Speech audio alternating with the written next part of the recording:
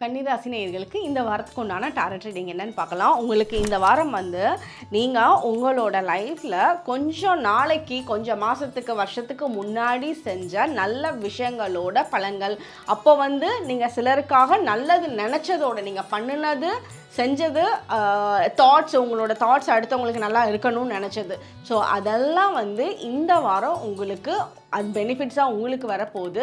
Means அந்த உங்களோட passed very குட்டான கர்மாலாம் இந்த வாரம் உங்களுக்கே கிடைக்க போகுது. ஸோ நல்ல பலன்கள் அச்சீவ் பண்ண போகிறீங்க.